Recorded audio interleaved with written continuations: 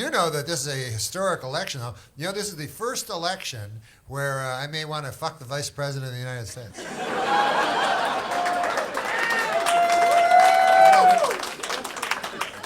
I haven't decided which one yet, but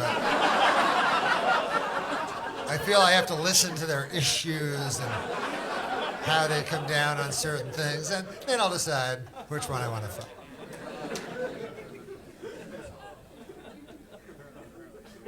No, it's historic because also a black dude's running for president, you know, and winning, and it's amazing, you know.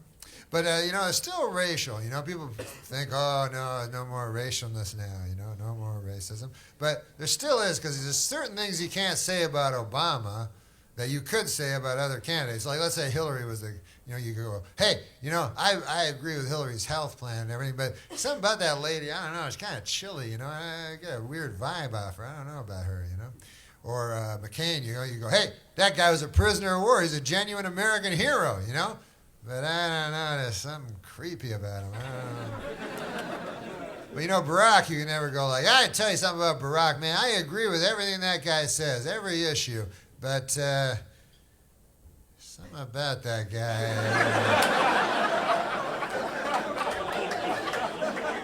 Can't put my finger on it, but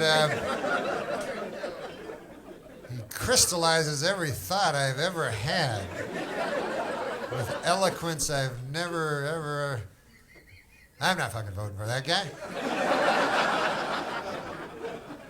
Mystifies me, but that wouldn't sound good at all. That would not sound good at all. That would sound bad. What's your dirt doing in the boss's yard, Luke? I don't know, boss. You better get that dirt back. Back in my hole, Luke.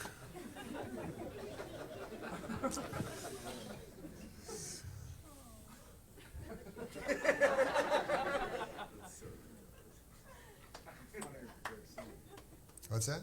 Funny at first? Is that what you said? I've never seen Cool Hand Luke. Oh, Cool Hand Luke. Oh, they don't want you to know. They like Cool Hand Luke? No, they've never seen it. Oh, what the fuck? What do you call yourself an American? No, it's more a boys' movie.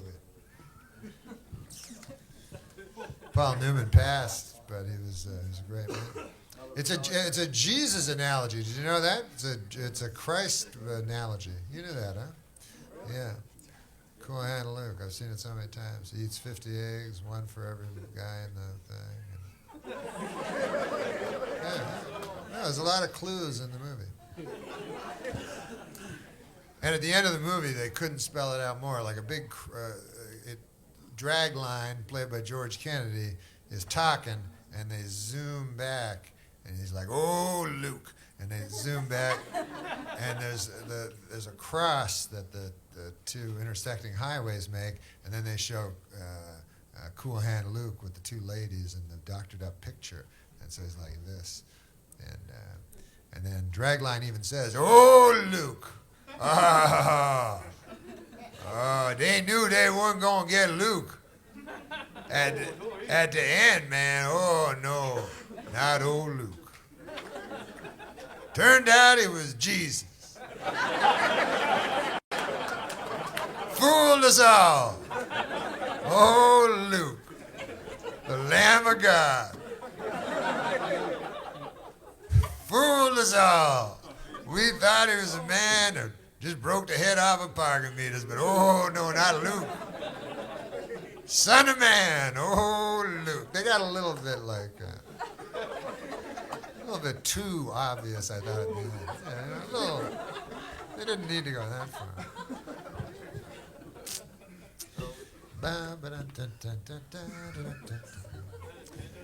Pardon me?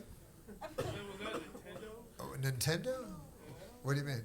Oh, the tune I was singing? That tune I was just singing? Yes, it was Nintendo.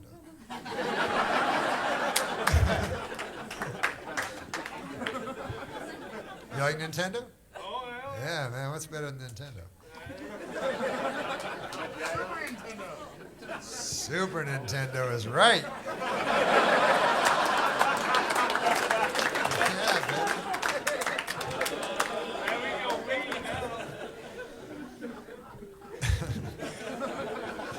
So what are you guys doing, man? You drinking booze? What do you like to drink? You got, what do you got? What? Beer. Yeah. I love beer. I come from Canada. That's what we drink, beer, you know. And that's what we always drank, you know. And when I came to the States, that was when I started drinking weirder drinks that were not, you know, like those little shooters? Holy Lord God. I thought they were like fucking candy or something. I was like drinking 90 of them. I was like, what the fuck? This is nothing. Like, but those motherfuckers, man. And they always had dirty names too. I remember that. I don't know if they still got those, but they'd be called like Sex on the Beach or, you know, Blowjob or something like that, you know. And I don't know what it was. I guess the psychology was, you know, people would figure, well, you know, a guy's drunk already. Maybe he'll figure that will happen to him if he orders it. I don't know. You know? But let me tell you something, man. After a night of drinking, that ain't going to happen. You're not going to end up having sex on a beach. I know that from firsthand. They should have realistic drinks. You're up at the shooter bar, you go, can I have humping an odd-looking lady? I like those, and my friend will have a senseless knife fight. He wants one of those. Bring one of those.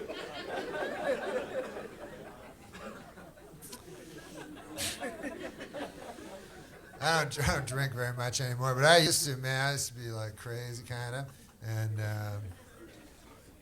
just do anything. When I was young, man, I didn't give a fuck. I didn't think I was going to die. Now I always think I'm going to die. I go, I wonder if I'll die today. Hope not. But when I was a young kid, I fucking didn't care. When I was like 18, 19, I go, I'm not going to die. What the fuck? Why do people even die? That's how it is. Seems like a retarded idea. I'm not going to do it. So I thought I was invincible, you know, and anything, man. I'd be drinking, and, you know, people would be handing me pills. Like, I just eat them, you know. I don't know what the fuck. Especially pills. I go, them's from the doctor. Some pills.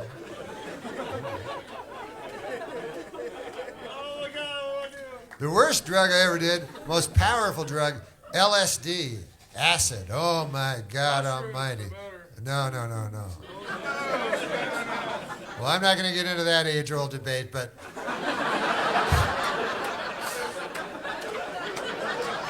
I know that acid is a very powerful drug.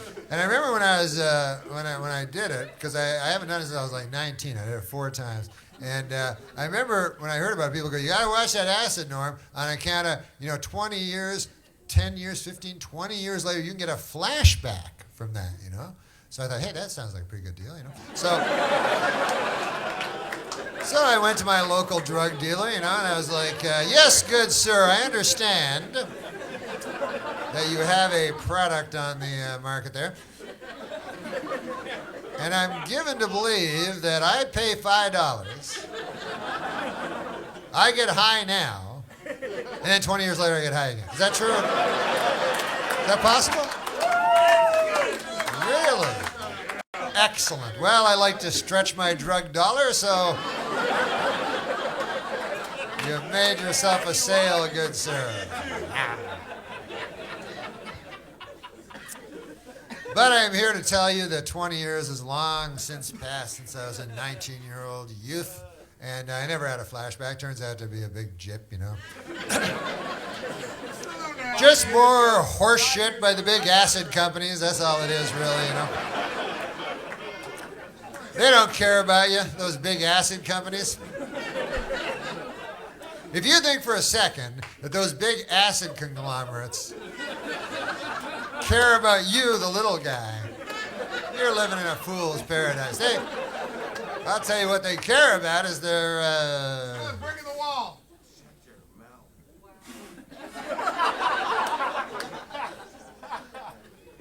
I'm sorry, I didn't understand that. You said another brick in the wall? Profit margin. Oh, you said profit margin? I didn't say that. All I thought I heard another brick in the wall. Shut the fuck up. That's all I heard. You can't make hide nor hair of it. I don't know. What's the difference? I have very bad hearing, by the way. Like, so a lot of times, like, some people are very good. Some comics are very good with stand-up comic skills, but I am not. Like, some guys are very good with hecklers, Like a guy will say something, like I can't even fucking hear where it's coming from. But some people, boom, right, like I know a tell, man, boom, right at a guy. I've seen it, it's amazing. And, but not me, I can't hear too well. And so a guy will say something, I go, what did you say? And the guy's like, I go, I can't, what did he say? What did he say? And then somebody goes, he says you're a fag. I go, oh. Sorry about that. Try to be less effeminate. I know how to do it. I know how to do it because I've observed it. And I know how I can make people feel bad. But I don't want to do it. And plus, I don't want a guy fucking killing me out in the parking lot.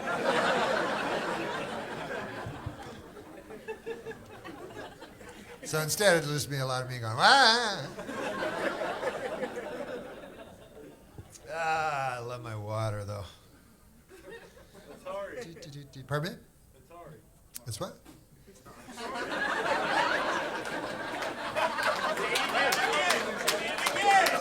I know, I just told you.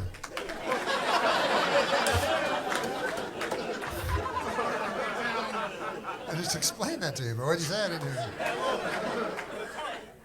you. Atari? Well, okay, like Nintendo. Oh, you mean that's the noise I just made? Yeah, before Nintendo was Atari, and before Atari was Pong, and then before Pong was television, before television was Eagle Vision. Remember the old Dumont network? I don't know what anybody's talking about.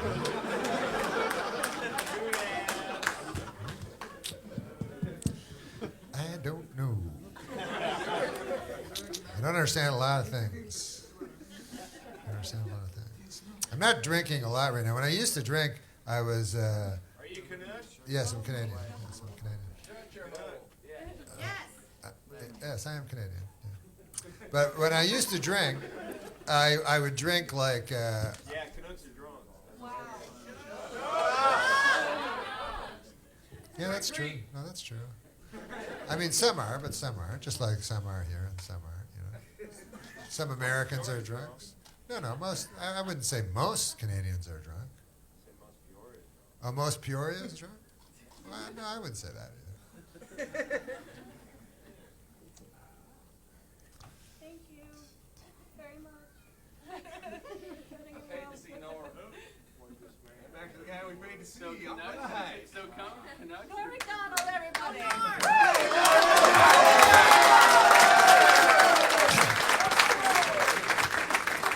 No, but when I was young, I would drink a lot, and it was very hard on me, and especially on the road when I did stand up on the road, and because that was much harder because you want to be home, you want to be near your home when you get like really really drunk, and so I get really, really drunk, and I go, get home. If I'm near my home, I just take a cab and just put my head out the window, like a dog, and just don't barf, And then I'd get home, and then I'd go to the bathroom, and I'd lie on the cool linoleum of my bathroom. Because that was the funnest place for me. I go, God damn, this linoleum is cool. I'm going to get the whole place done in cool linoleum. This feels great. But on the road, it's a lot harder because you don't know where you are, and you're in a strange town. You gotta get back to the hotel, and you're all late and everything. And then I remember, one time I got back to the hotel. I was like, yeah, can I get a wake-up call for 5 to 7, please? Oh, it's 10 to 7, huh? I better let you go. You'll be dialing soon then.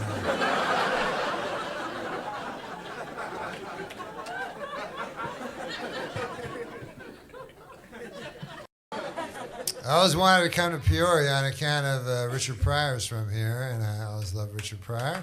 And also, when I was just starting out, Sam Kinison helped me out a lot, and he's from here too. So this is probably the two greatest stand-ups that ever lived come from here. So that's pretty cool. Not a bad thing. Not a bad thing. So, anyways. And of course, Steve, that was fun. Apparently there's no God.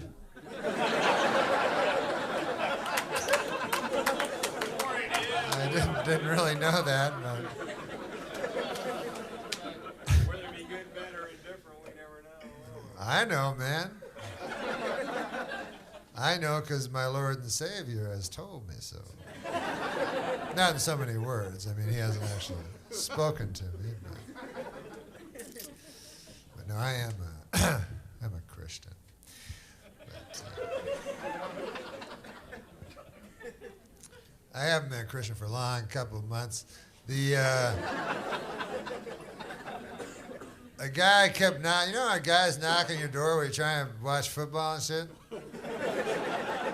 I always used to hide behind the couch and stuff like that until they went away. I let one of them in one day, talked to him. Turns out it's the fucking greatest deal of all time.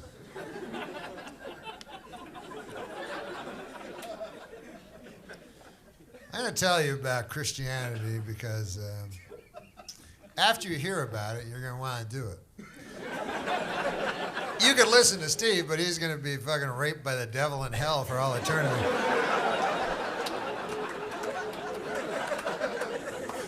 Here's the idea, as far as I understand so far. You get to never die. That's the good thing, which is pretty good. And in exchange for that, you have to give over your life to Jesus Christ. And the way you do that is you say, I give over my life to Jesus Christ.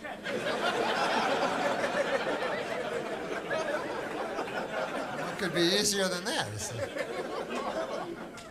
greatest deal in the world. And he's the greatest guy of all time. Like, you can do whatever the fuck you want, and then on Sunday you go, hey, sorry, man. And he's like, that's cool, man, whatever. What do I care?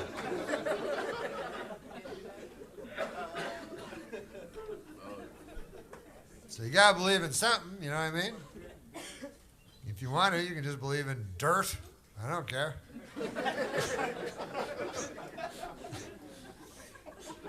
But if I believed that, if I just believed that I was going to die, then they'd put some dirt on me, I'd blow my fucking head off right now. I got to believe in something. So I got the Bible. My parents had the Bible when they were young, when I was young, I mean.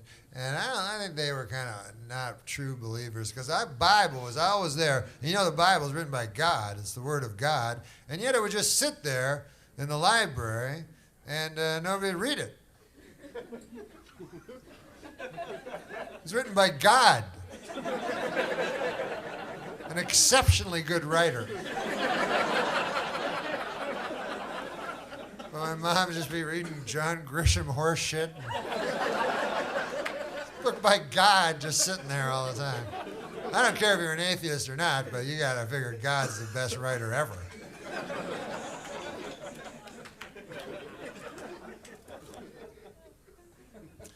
So, anyways, I'm not a scriptural expert. I'm only on page 40, but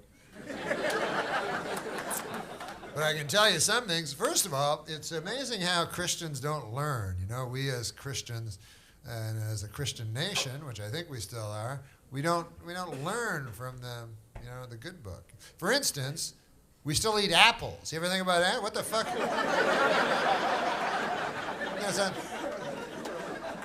It's on page 2. Fucking crazy.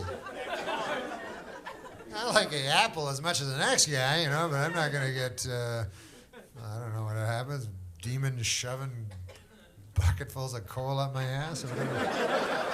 just because I happen to enjoy a Macintosh once in a while. So I stay away from the apples.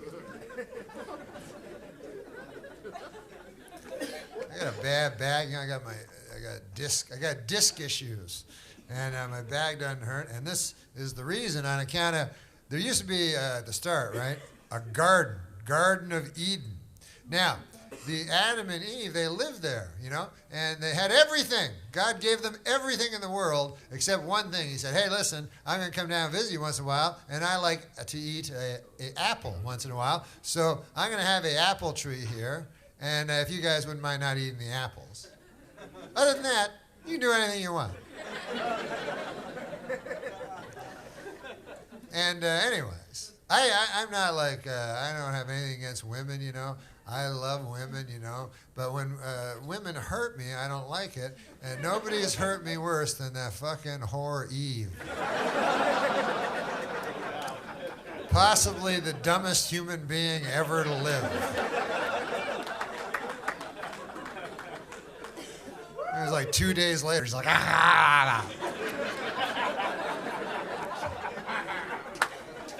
So now my back hurts. So that's good. That's nice.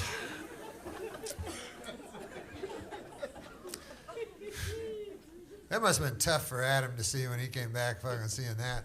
Walking up, hey, Eve, what? Hey, what are you eating there, Eve? That looks like a pear to me, isn't it?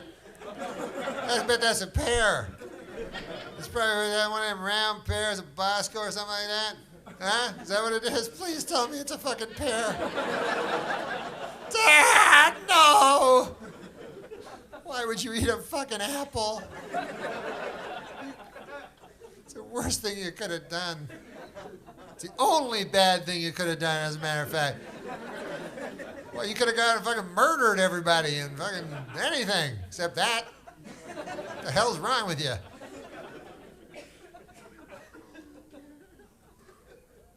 But she got advice from a snake.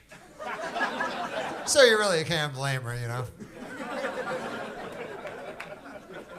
I don't care, man. You could be the biggest atheist in the world. Would you ever fucking take advice from a snake on any subject?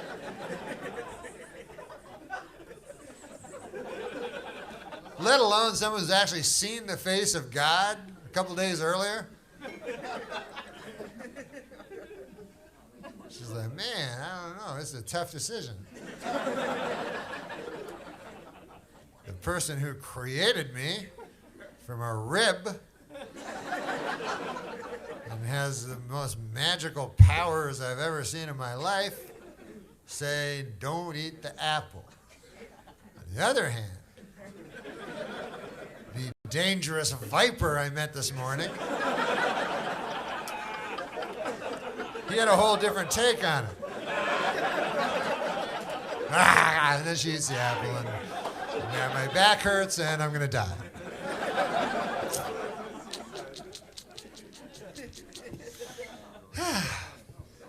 But enough religion. My dad told me never talk about religion and politics in civilized whatever. Plus, I know nothing about politics.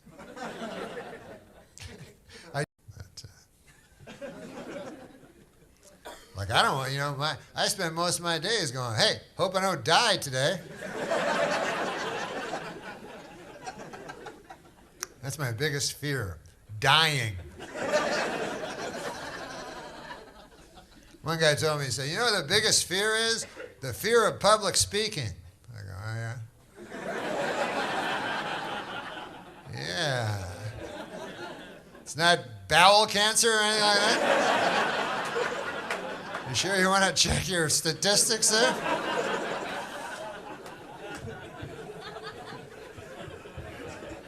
That's what my Uncle Basil got now, bowel cancer. Something get you, you know, everything's getting get you, something, you know. It's that bad. It's funny the things you're scared of that really you shouldn't be, and then the things you should be scared of, you know. Like I'm always afraid of a terrorist attacking and killing me, you know. That's my big fear. But the odds of that, you know, practically zero. Yet, you know, the chances that you'll be attacked and killed by your own heart, you know, it's almost 100%. And yet, everybody loves their fucking heart. You got Valentine, heart, and shit. People go, Norm, that guy's got a big heart. I go, you better fucking watch out then, because motherfucker attack and kill him. I don't even want to go near him. Maybe attack and kill me. I don't know.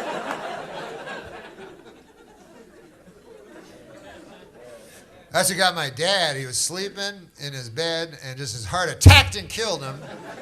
And dead on the floor, you know, just boom, just like that. And I was the second guy to see him after my mom. And it was the worst. I love my dad more than anything. It was the worst thing I ever saw in my life. His blood, black. I thought blood was red, but it was black. And oh my God! And then people come, you know, with the trucks or whatever, and they come in, and they say things to you. They don't know what to say, you know, because it's too late. So they just try to make you feel better. One guy says to me, he says, Norm, he says, don't worry about it. He died in his sleep. He didn't feel a thing, you know. And I was like, really? When his heart attacked and killed him? Because I wake up if like a cat walks across my belly. All right. I don't know if my dad was that sound asleep or not.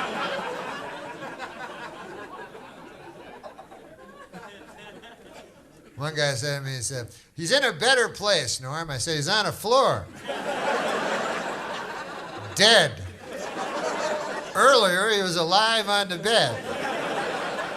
With that Tempur-Pedic pillow I got him last Christmas.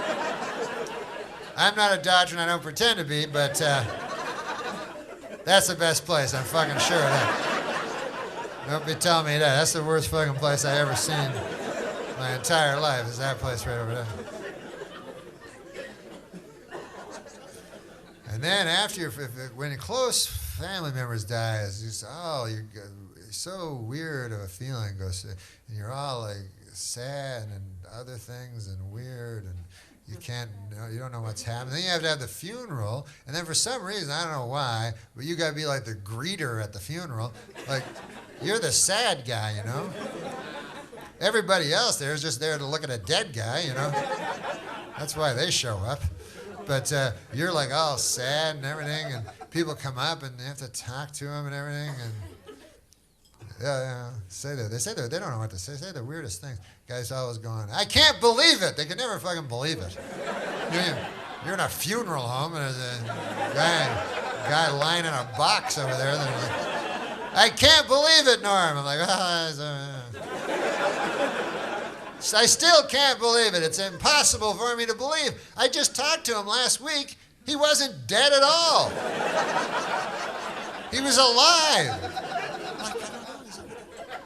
Do you want to go look at him? The guy's like, yeah. People love looking at dead guys. Sometimes they'll even talk about how he looked. Like a guy come up to me and go, man, he looked good.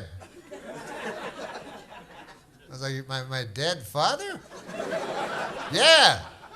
He's a good-looking dead guy. Man, that's one of the best. Don't worry about that guy. Oh, my God. He's going to have all the dead pussy you can handle. That guy. That's one of the best dead-looking guys I ever seen in my eye. Like, okay, get out, everybody. Goodbye. You all have to go. It's just going to be me and my father for a few minutes, if that's all right with you. Characters. But I don't want to fall under that same thing, you know. I'm going to get... The only way they can save you if you have a heart attack is if they get there fast enough. The paramedics have these defibrillator things, and they will attack your heart. You know? They're like, and then the heart's like, I didn't know what the fuck. I was just kidding around. What? I wasn't going to kill him. That's so funny that you think that I was going to kill him on account I wasn't. I was warning him because he'd been eating a lot of cheese sandwiches lately and stuff. And I thought, So I actually ordered them. You can order them now, and I urge you to do that if you have any history. You can get them at your house, and then you can get your family, and you can even do it to yourself. You can use the defibrillators on yourself. So, anyways, I order them, and then they come. And as soon as I get them, first thing I'm going to do, attack my heart, like before, like preemptorily. I'll just be like, my heart's like, what the fuck? I didn't do anything. Well, goddamn right, you're not gonna fucking do anything either. On account, I'm carrying these things around with me everywhere I go. So, let's go on a roller coaster. Load up on deviled eggs and hit that roller. But I don't know. That's my opinion.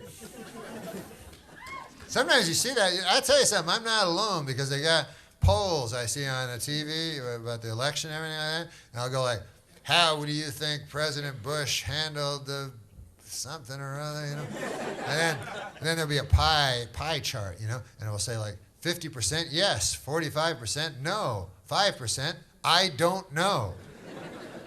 So that's what I mean. I'm in those pie charts all the time. I'll phone him up, and every time I see him, I'll phone. I like answering. I like being in pie charts. It's just fun. I'll phone him up. I'll go, hello, yes, is this the TV? You just asked me a question, and I don't fucking know. How am I supposed to know? Two of the words I didn't even understand. But what's that cost? $1.50, right? Is that what it cost me? Excellent. I better be on that fucking pie chart, though. I'll tell you that. I'm not one to just throw away 12 bits for nothing, I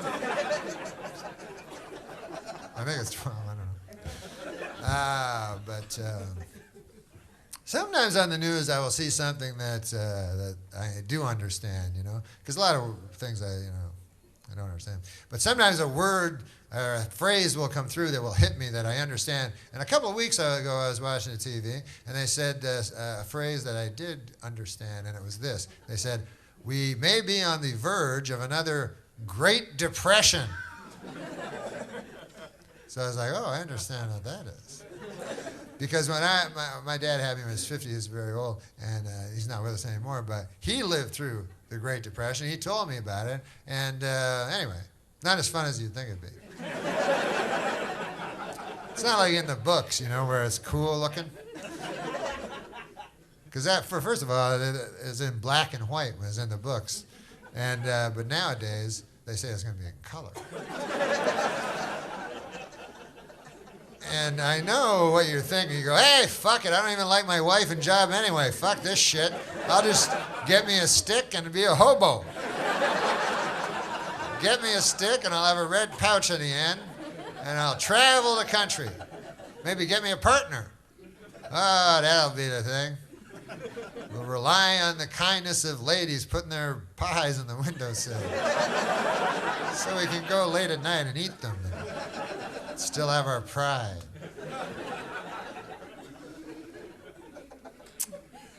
So, anyways, that's next Thursday, I think that happens.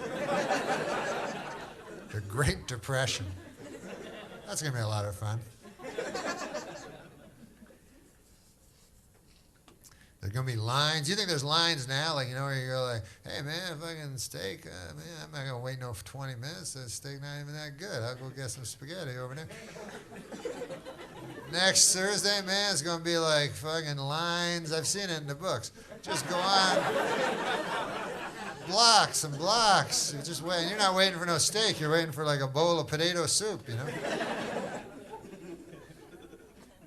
you're going to hear a lot of this in the lines. I hear there's no more soup.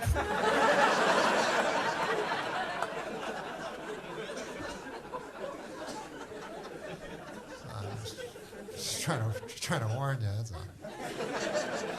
Get some sticks. Get like 5, 6 sticks. They're all going to be different. And the powerful people aren't going to be powerful anymore, Powerful people, the rich, powerful people, they will be jumping off of tall buildings. They're going to go to the top of the tall buildings, and jump off, and so they won't be powerful anymore because they won't be alive. And it makes perfect sense that, those rich guys with the attaché cases and shit, because when the Depression hits, they go, holy fuck, I've been an asshole my whole life. These guys are going to fucking kill me. I'm going to jump off a fucking building, It's going to be all different. Then the hobos, then whoever the toughest hobo is will be the most powerful man. Maybe it'll be Kitchener Leslie. That was the one my dad told me about. I don't know if he's still alive, but if he is, you gotta watch out for that character. This will be his second Great Depression. I don't think he's alive. He'd be about 94. I don't think he'd be alive.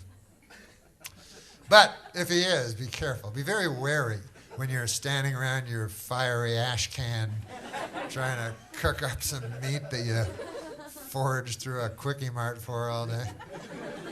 Be careful of Kitchener Leslie, because that motherfucker, he will hit you on the back of the head with a rock just for a half a bologna sandwich. That's what my dad told me. He didn't care. But he comes from north of the border. You probably won't even come into contact.